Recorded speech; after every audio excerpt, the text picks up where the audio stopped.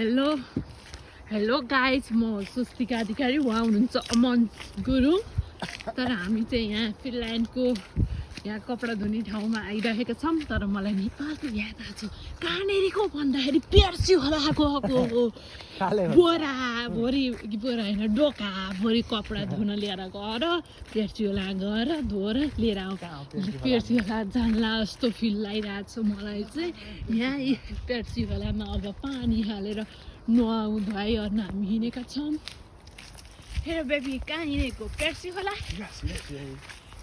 Percy खोला finally Percy खोला आइसकेको छ गाइजहरू। फाइनल्ली गाइजहरू पेर्सी खोला आइसकेको छ।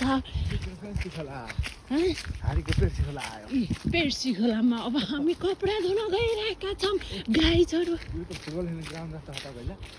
ओ नो, या फुटबल खेल्ने ग्राउन्डै रहेछ यहाँ पेर्सी खोला भनेको त। यहाँ I know what is this is a पेर्सी खोला, कपडा धुने ठाउँ, गलैँचाहरू धुने ठाउँ भनेको। फाइनल्ली हामी आइसकेका छौँ पेर्सी खोलामा। अमनजी के भन्न चाहनुहुन्छ पेर्सी खोलामा आएर? यहाँ त फाइनल्ली पेर्सी खोलामा त यहाँ त कपडा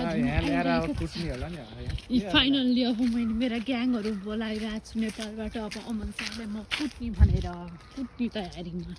फाइनल्ली गाइज पेर्सी खोलामा चाहिँ यस्तो हुँदैछ।